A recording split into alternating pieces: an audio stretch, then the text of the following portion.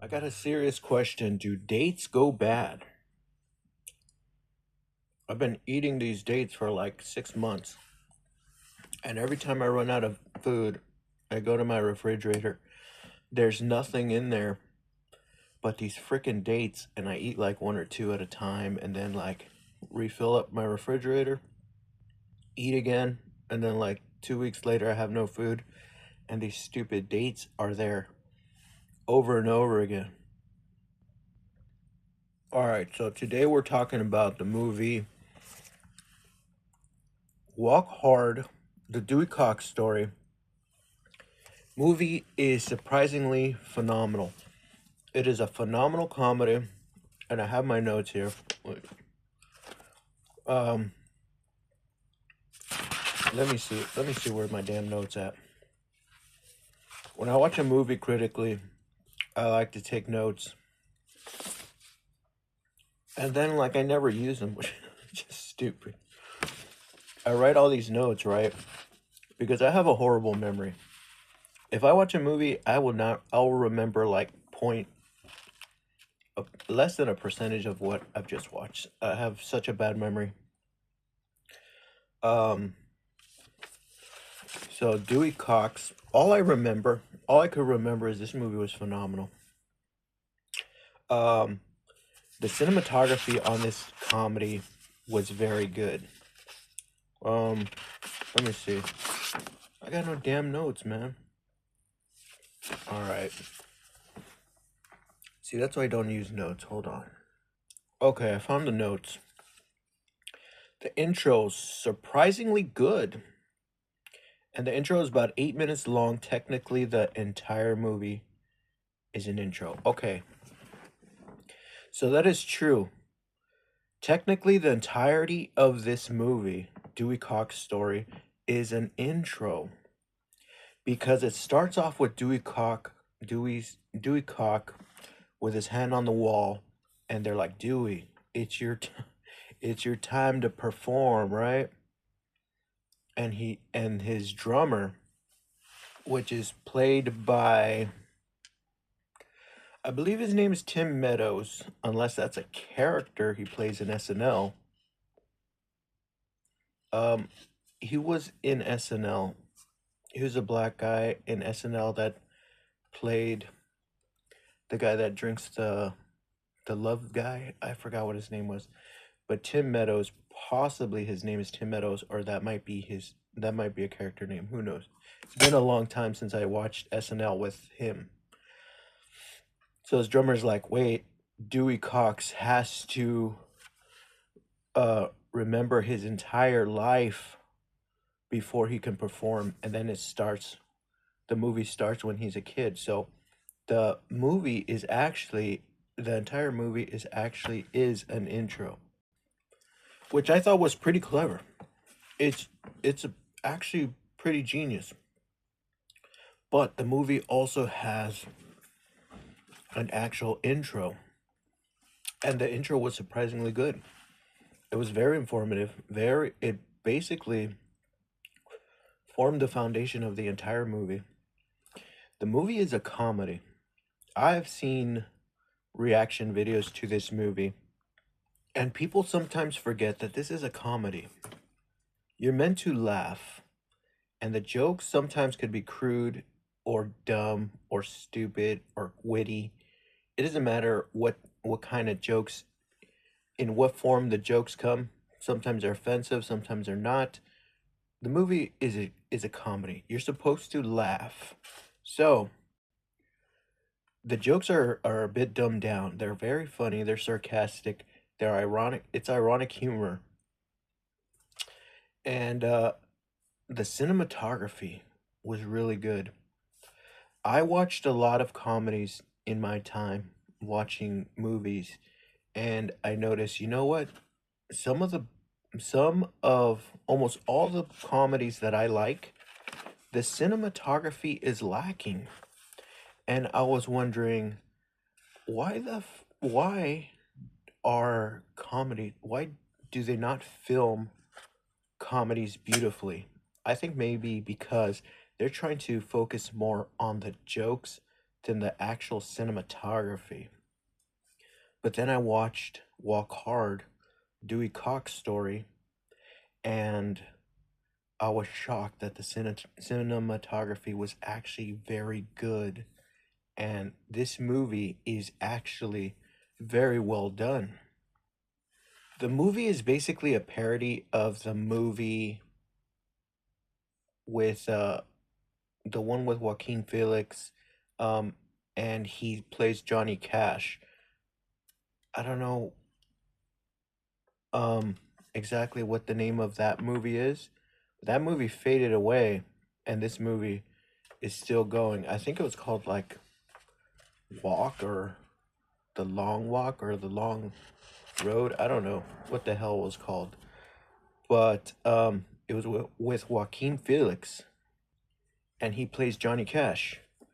So this movie is basically the story of rock and roll through Dewey Cox. He starts off as like a Beatlesque rock and roll player when he's like 14 years old, and he's like in like a band that's kind of like the Beatles, and he invents rock and roll, and he learns the blues from like a black guy. So it kind of goes through the history of rock and roll, and it starts off when he was a little boy. He learned how to play the blues because he cut his brother in half with a machete, and he just got instant um it's pretty hilarious when you think about it, because his brother was like an overachiever, like the perfect, like super inventive. He would create these great things and was very smart, like at a very small age, and he was destined to be very great in the world. And he would play with his brother Dewey. But when the kids were playing, they were doing like the most dangerous things, like wrestling alligators, or like fighting with tractors, or blowing up explosive, or like throwing grenades at each other. And then they had a machete fight, and the kid got chopped in half. And so his brother basically told him, Dewey, I'm gonna die. Like, you have to be you have to be twice as great as I was gonna be. So try to be the greatest person you can. And what's hilarious is damn brother, his brother comes back throughout the movie telling him like, oh, don't forget about me, and like, Dewey, you're doing good, you gotta be great and all that stuff. And there's a scene like after like 20 years, the brother, he's like a little kid, right? And then he turns into like a really old fat um guy played by I think his name is Jonah Hill. He's played by Jonah Hill, and he's like, "Hey, what are you doing here?" Like, he's like, "I'm your brother. This is 20 years later. This is what I would look like if I was 20 years older or whatever." And it was a fat Jonah Hill, and it was Jonah Hill did a pretty damn good job. I believe his name is Jonah Hill, the guy from Superbad, the guy with the curly hair and it's overweight. He played Dewey Cox's brother later on, and it's so funny because like the ghost. Oh my god, there's so many funny scenes in this movie. There's like some funny racist things in here, and but it's like all jokes, man. He's like, Dewey, he's playing in a black club, right, where it's just a bunch of black people. He's like a janitor at a black club, and there's a black performer, and he's singing about shooting up little kids. He's like, let's go shoot up little kids, but they're doing it in like 1930s swing. And he's like, we're gonna shoot up some little boys, some little kids. Like, they're doing all racist stuff, right? And then something happens where the singer hurts his hands, and Dewey's like he's mopping the floor, and he's like, oh, what are we gonna do? He's like, we got this place headline, and we got nobody to work here. And Dewey's like, hey, I seen that show. I seen that show. I mean, I seen the guy's show. I know every song. I know how to play it. She's like, I could do it. But Dewey Cox is a white guy, right? And so he's like, are you sure you can do it? He's like, yeah, let me do it. So he gets his guitar and starts singing the guy's songs, and the first song that he sings is this song called "You Gotta Love the Negro Man," but he's a white guy singing it. But it's hilarious because everybody's like all shocked, like, "What is he really singing? Like, you gotta love the Negro Man?" And it's just hilarious. And he's like, "Dewey, you gotta do good, extra good tonight. The men from the record company are here." And then it shoots to three Jewish dudes, like full on, like dressed like Jewish people with the black um like the black suit with the hat and those curly hair, like complete Jewish people in an all black club. And Dewey Cox is a white dude singing black people's music, and he that's where the Jewish people discovered Dewey Cox. It's like super racist, but hilarious. And the the jokes are so obvious, and that's kind of what makes it funny. Like he says, the men from the record label are here, and it just shows a bunch of black people, and then just three Jewish people in the middle amongst all the black people. And you're supposed to figure out who the people are from the record company. It's like they try to make it the jokes very obvious, and that's what's hilarious. All right, so sometimes I leave like little bullets in my notes, and it says right here the movie has more explicit sex and has a scene of a circumcised penis, and that was unexpected. Okay, so the movie, this is an adult comedy. This is not a comedy you watch with your kids. There's a lot of sex scenes and nudity because he is a rock star. He goes from every era of rock. He goes from the Beatlesque, he goes from the blues to the Beatlesque to like the hippies, and then to he even does punk rock. He goes to like everything, like every single style of rock, even disco. I think he even did disco. So he goes to every era of music. And so he does a lot of drugs. He does drugs and he does sex and all that stuff. So there's a lot of nudity, a lot of groupies, a lot of boobs and stuff. And there's a joke where he's just talking to somebody, and there's a guy right here, like just his penis is right here, and it's there for like 20 seconds. So, and it was circumcised, so it was small. It was small and circumcised, so it was a Jewish one. Kind of a weird joke to put on there, but as disturbing as it is and weird, and maybe some people might not like it, I liked that they did not hold back the comedy. That they were willing to do this stupid gag, which might piss people off or ruin the movie for people, but you gotta respect the art form, and that shows you that they were not pulling any punches when they were making this movie. They were making jokes. You know, this could be like the movie History of the World. When I watched the History of the World Part 1, that movie was incredibly racist and very offensive. But you know what?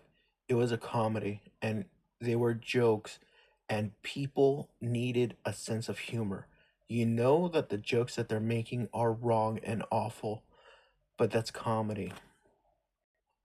Now, I'm not saying that we should encourage jokes that are just offensive, because if you're just making a career of just making offensive jokes, or to throw out your racist rhetoric or whatever the hell you want to do, kind of like in that Kill Tony guy, you want to be like very offensive for this just because you actually are a racist. It's almost like you actually are a racist telling racist jokes. I'm not for that. You can tell when a person is deliberately racist telling jokes, or when a person is just telling jokes just to get a rise, just to get a reaction. That person not necessarily racist. They may be a little racist, but who knows? It's just like jokes. It's actually jokes. It's not like your personal feelings out in. There's a difference. There's a subtle difference of that. Like if Hitler was making Jewish jokes, that's not good. But if people are making jokes, I don't think they make jokes about the Holocaust, but if they make jokes that are not Jewish, that is not like Hitler or a Nazi making the jokes, then it's a joke. It's not meant to be serious. It's meant to make you laugh. So I would say be wary of that. I like that they didn't pull the punches. Okay, so it says story is about the evolution of rock music through the life of Dewey Cox, a Johnny Cash wannabe. Hour third, an hour and 13 is pretty funny when the band is telling off Dewey and Guy says F ancient Egypt and F cats. That was one of my fun that was one of the parts that made me crack up. The band was breaking up towards the end, about an hour and 13 minutes into the movie. The band was breaking up and the guy's like one of the band members like um I'm sick of I'm sick of those Siamese ceramic cats that you give me for Christmas or whatever. I hate those. And he's like, those Siamese cats are about nobility and whatever in ancient Egypt. And one of the guys like, F ancient Egypt. And the other guy's like, F cats. It was so stupid. It was like out of left field where the guy just said F ancient Egypt. Like the whole I seen someone's reaction to it and they didn't really laugh because he got mad. But it's a joke. You have to remember it's a joke. You need a sense of humor. If you do not have a sense of humor, you need to learn to get one. A sense of humor is very important for you to laugh. If you do not laugh, you do not have a sense of humor. Okay, so it says right here Jonah Hill part was funny too. Oh, it says right here, movie has a big finish. The music in this movie is hilarious. There is one just it's written so funny.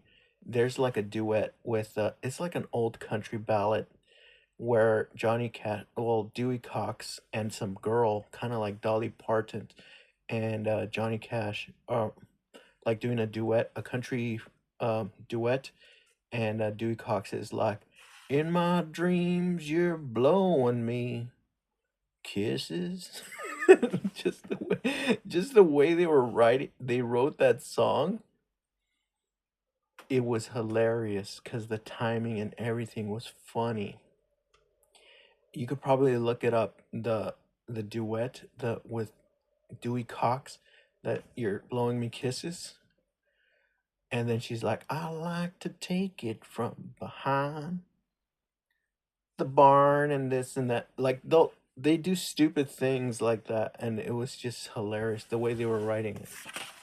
So the movie really does have a big finish. It has a great song at the end. The song at the end almost made me cry. It's like music is well done and hilarious. I think the soundtrack might be actually good, but they're all original songs, but they're like play on words. They're like jokes of songs, and I think it might be funny to listen to the soundtrack, but it's not going to be serious music. It's going to be all funny music. So definitely recommend this movie. Definitely have to buy it and own it, put it in your collection, watch it. Remember that it's an adult comedy. And you know what? I tried to look for it, and this stupid movie is very expensive. But this one is a Mill Creek Direct movie, and it had like 5 comedies: Walk Hard, The Dewey Cox Story, The Brother Solomon, and Just Add Water. And maybe you could find the five movie set and get it cheaper, because if you just try to buy the Blu-ray, it's very expensive. So definitely check out this movie. It's a phenomenal comedy. Cinematography is great. Story is great. Lots of laughs. It is erotic. It does have sexual scenes in it. It's an adult comedy. So you can't watch it with kids. Um, so be weary of that. It's something you watch with your wife, your husband, uh, a boyfriend, a girlfriend, just you guys together. It's not like one that you watch in your living room with your kids playing around. That's not what you do. Don't do that shit. Definitely recommend it. Dewey Cox. Walk Hard, the Dewey Cox story. And I'm lucky that I got this a long time ago. Probably 10, 20, 10, 15 years ago. Who knows how long.